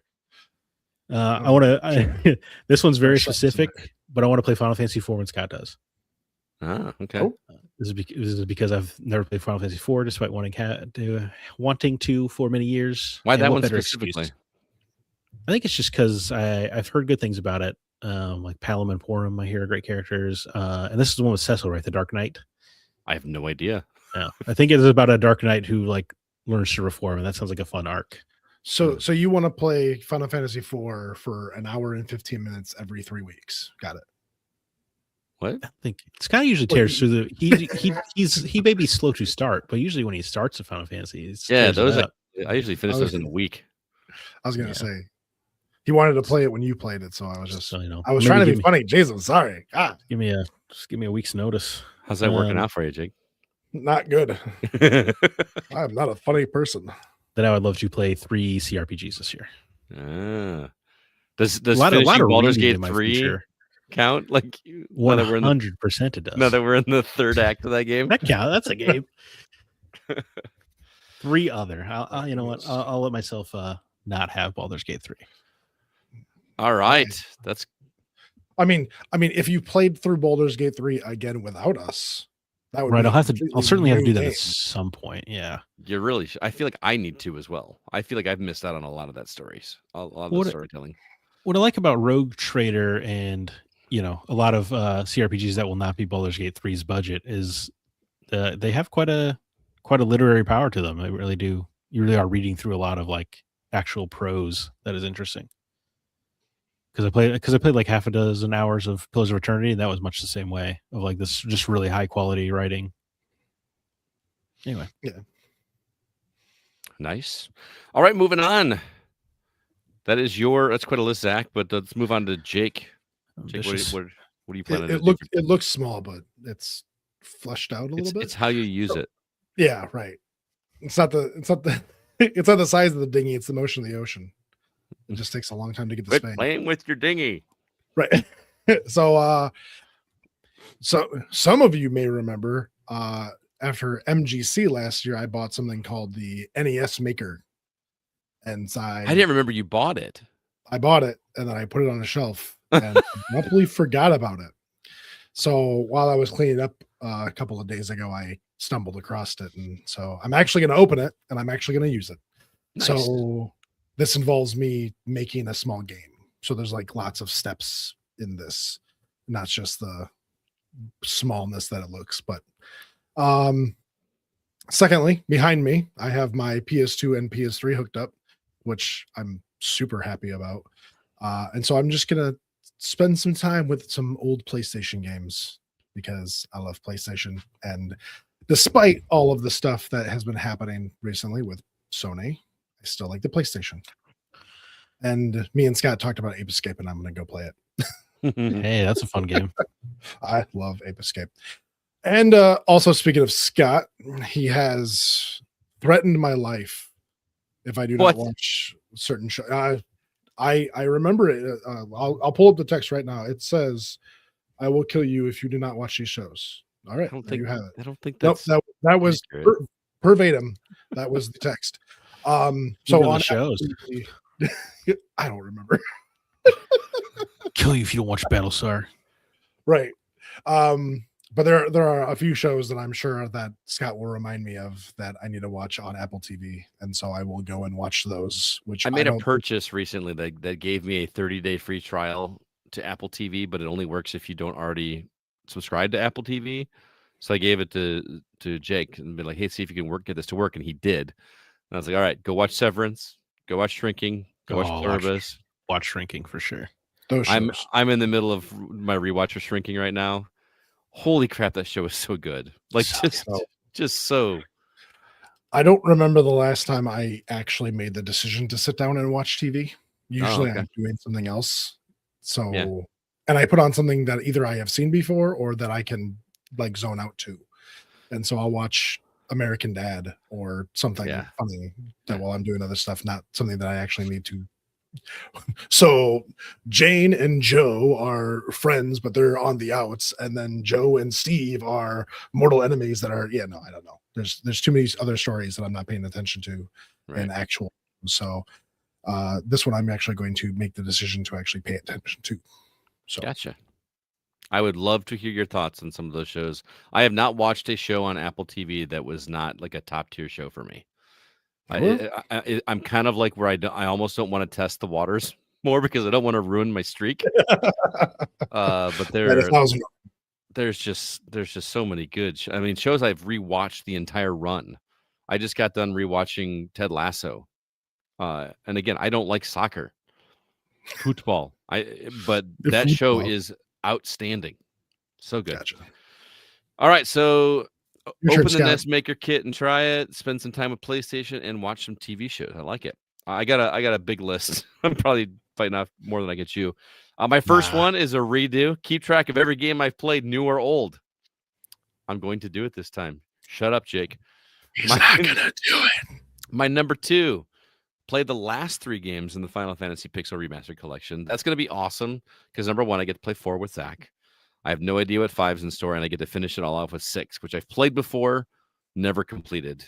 And 6 is so great. Music, everything in that is just awesome. No, I'm just so jealous of you and Jake playing Blueprints together that I feel like I got to play a game with you now. Yeah, I mean, I tried to play Dead Space 3 Don't with you. Don't you dare. Don't you dare. I was trying to make Dead Space 3 happen on Christmas break. Don't you dare.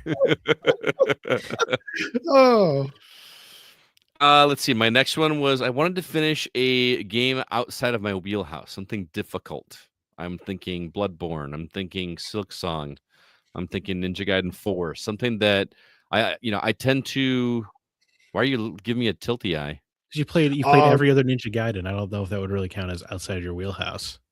That's true. I didn't finish 2 or 3. I only finished the first one. Now, and I tried 4. Bloodborne is the one. Yeah. Like that's because you talk so highly of that game, and I know if I get stuck, I could probably, get some help kind of thing. But it's just I would jump in. I would jump in and help you fight some bosses if you needed. Yeah. could be interesting. I also I have a big blemish on my wall of shame in terms of games I've not played. I have never finished the Oracle of games in the Legend of Zelda series, the two that were on Game Boy Color, Oracle of Ages, Oracle of Seasons. I've never completed those, so I want to complete those this year since they are available on Switch. I can play them quite easily with the save state, so I want to knock those off my list. That is quite a blemish. And I've played them, just not finished them. I wonder how the connectivity thing works. Can you do that on the Switch? I wonder. Like, wasn't there a thing like where you could, if you do one, stuff carries over to the other? Yeah. I wonder how that would work. I wonder how that works. So that's a good question. I also want to take more off my plate to free up time for myself. I cannot stress enough how awesome this past Saturday was when Jake came over and I had nothing I had to do all day long except for one little thing I had to do for Kevin, which I was able to do in the middle of Jake's turn one time. But it was so great just to have a day just to do whatever I wanted, and I want more of that. I felt very refreshed after that day. And one way I'm going to do that is I'm going to commit to only reviewing one game per month. I did 2 games per month this year on average, over 24 games. And maybe looking at doing things a little bit lesser on the writing side of the site as well and just focus on the podcast. Lastly, I have committed, and I've actually started doing this year with the trying to learn Spanish thing. I feel like I've hit a bit of a wall on Duolingo. I feel like I'm not, practicing. I'm not practicing enough. I'm not able to be fluent. So I've committed myself that each night, because I always fall asleep watching a TV show, before I watch whatever it is I want to watch, I'm going to force myself to watch one episode of a sitcom that I'm very familiar with Spanish dubs and English subtitles. Like, for instance, I'm going through Friends, which I've seen 1,000 times. I knew that was coming. And, it's really funny because whenever they do, because in the show, when they do the theme song and it says Friends across the screen, nobody says Friends. But when you watch it in Spanish, this guy goes, Amigos. It's really funny.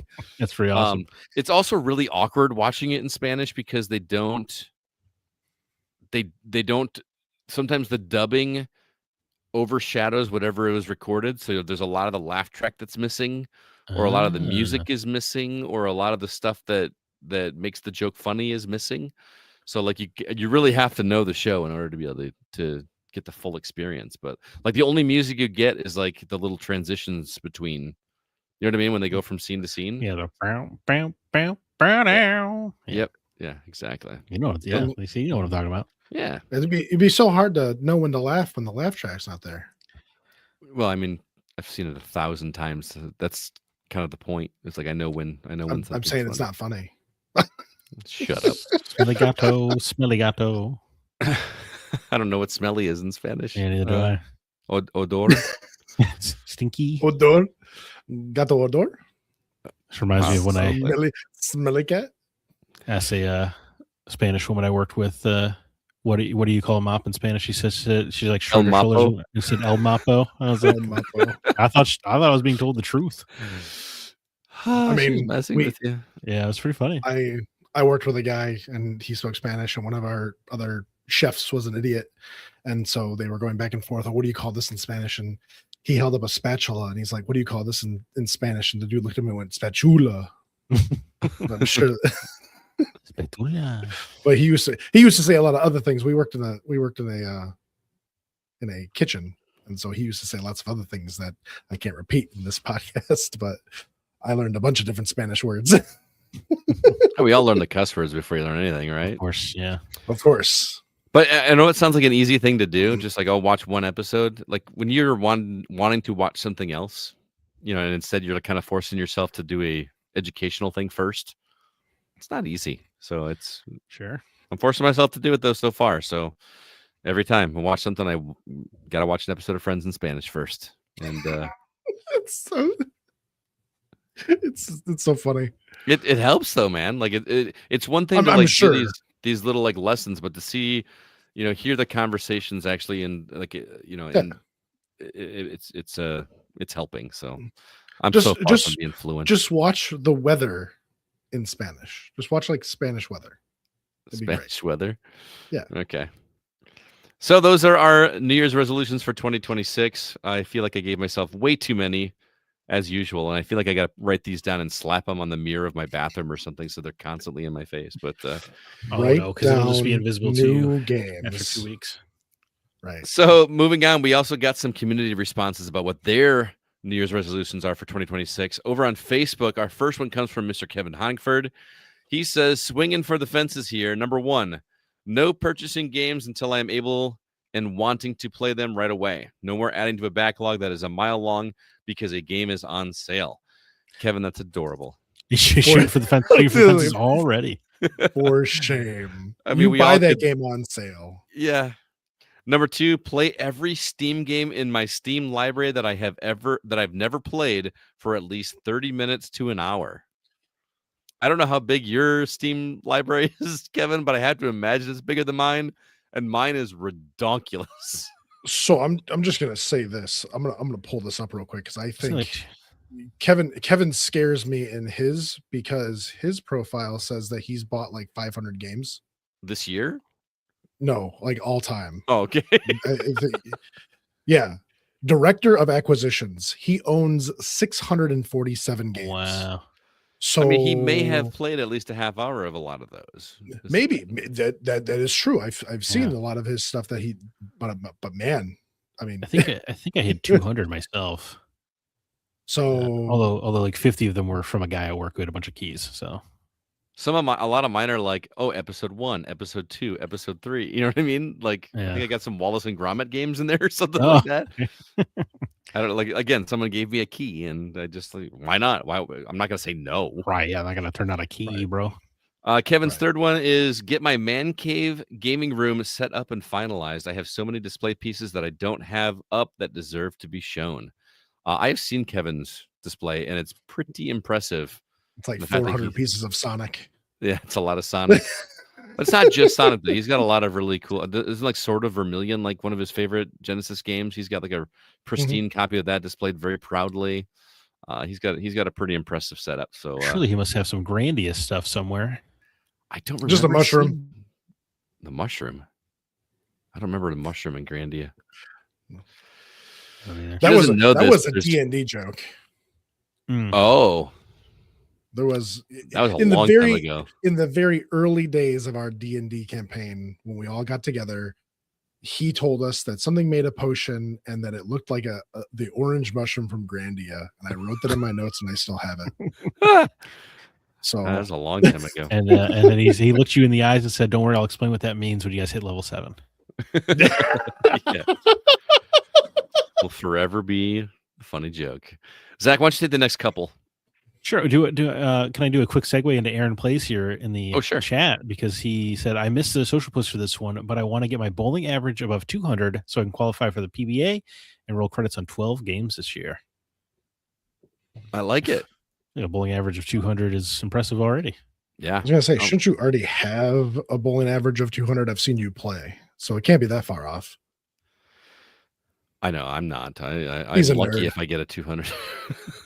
I feel like I always do well in the first game, and then the rest are all trash. Right. It's probably because I'm so full of nachos by then. I can't help it. But jumping back to Discord, Thomas Beck says, "Buy less, play more." It's easy. Easy goal. At Christmas, when like you got the gift cards and you've got the sales, and it's just like the sales, dude. Yeah, they got. That just means you need to play more. Yeah. If you buy a game, you need to play that game for what did Kevin say? At least 30 minutes to an hour. There. There you go. If you play 30 minutes right away, you can probably tell if you like it or not. Get that Steam refund, maybe. There's an idea. Isn't it like 30 minutes and less than 2 weeks? Like it's 2 hours, less than 2 hours and within the first 2 weeks. Yeah. Yeah. Yep. Yeah. They only use it once. So I don't think I ever have. I always just feel like I took the gamble. Yeah. I don't know. It's kind of nice that they let. It's kind of weirdly consumer friendly.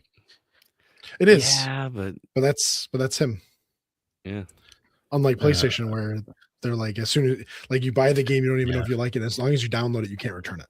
Sucks. Like, oh damn. Should I read this one from Mark Szymanski as well? Sure. Yeah. He says, 1, play Red Dead Redemption 2. So he's going to have a fantastic year. 2, 1 brand new game per month, a non-review, as in I bought myself. Okay. I can't remember if Marcus played Red Dead Redemption, the first Red Dead Redemption. It's not essential. It's not essential, but some pretty technically isn't Red Dead 2 the first? Yeah, but like most prequels, it certainly works better if you have the context of the original. Yeah. Oh, of course. For one thing, you won't want to punch John Marston in the face repeatedly at the beginning of 2 when he's riding. So that's nice. I implore you to play Red Dead Redemption 1 before you start Red Dead Redemption 2. I say play Red Dead 1 first, but if it's something you're just gonna have to like, kind of like Scott with his sitcom of like, well, I don't really want to be doing this. So if you really just want to play Red Dead 2, just go to it. Okay. Then maybe you'll like it enough to replay or play the first one. I played a lot of 2. That's a lot of 2. Yeah. Tim Pollen over on Discord says, no new games before my birthday in May. That's ambitious. Number 2, let Game Pass expire. It was great and free for 7 years thanks to the rewards program, but that's not feasible anymore, and I have too much to play as it is. I feel like that one's pretty easy to do. Just don't pay for it. Beat 2 games per month, and then work less, stream more. He says number 4 is probably the least likely to happen. Haha. Work less, stream more. Tim Pollen's a great dude, man. He was at R2V2 this last year. Not only was he a lot of fun to talk to, he helped out. Like I think he was helping haul cabinets out at the end of the day. The concert was going on. Really awesome guy. All right, next one. David Newman says, gaming New Year's resolution is to play all the games that was gifted to me over the past couple of years. Man, I mean, is that only Christmas or is that like all of them? Because I don't know how many friends you have. Maybe you have a bunch of gifts.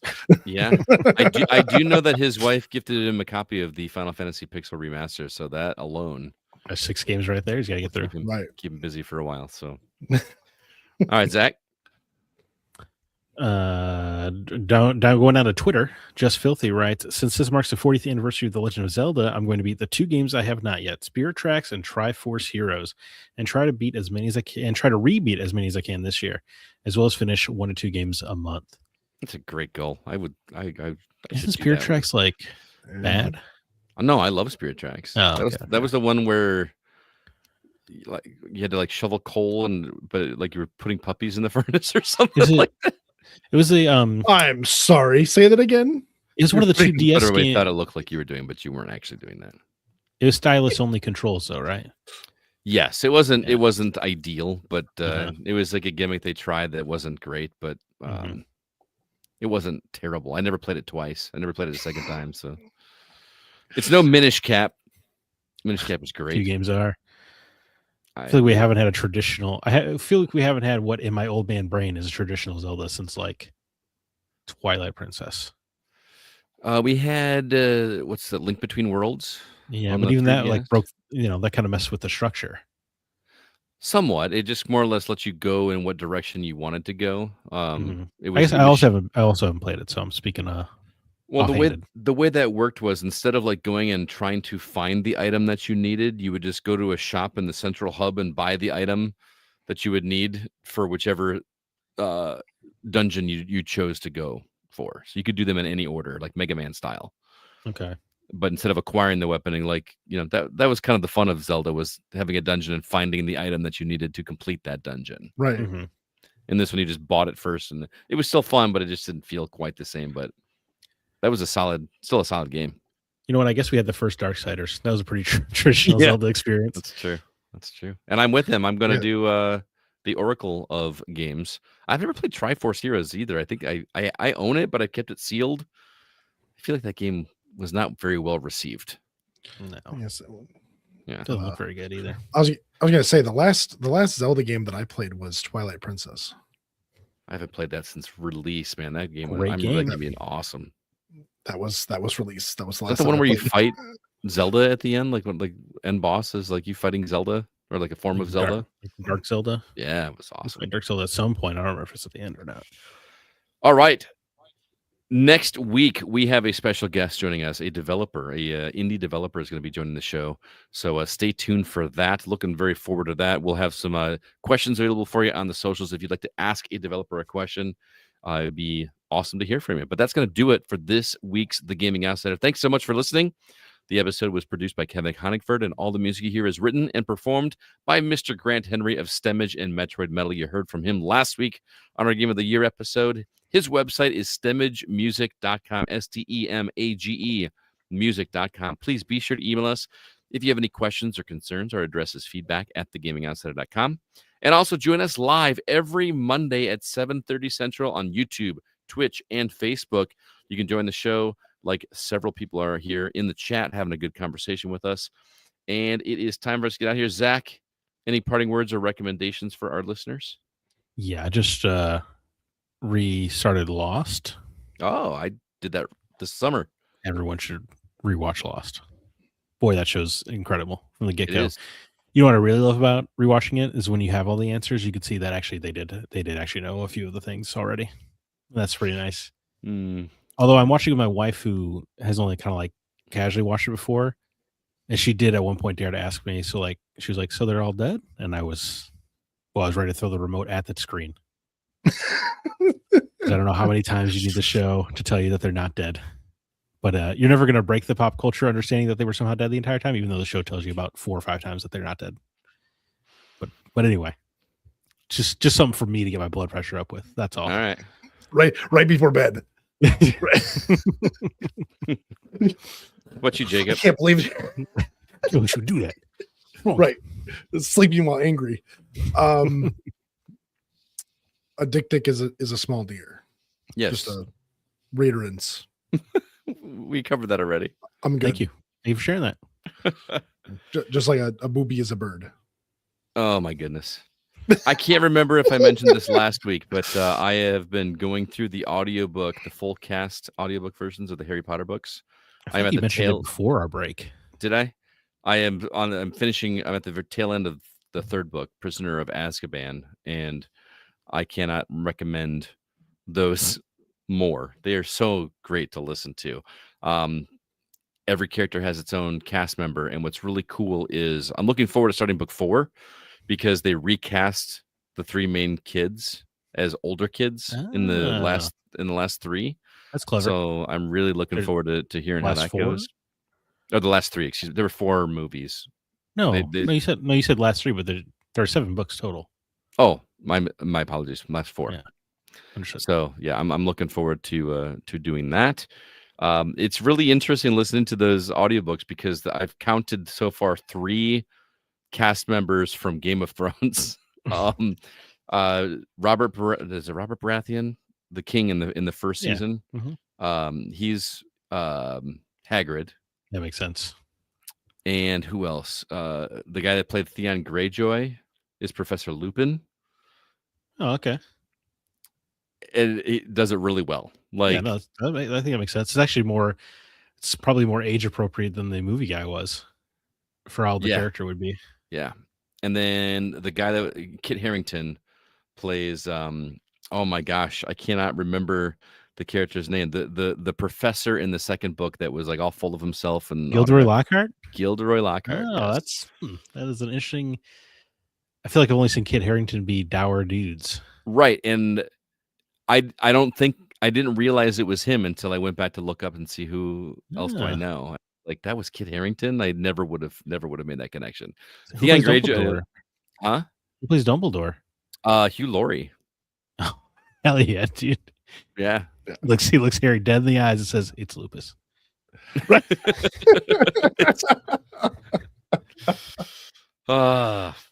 Again, that one is like once you hear it, it's like, oh yeah, that's clearly Hugh Laurie, but I don't think I would have put 2 and 2 together.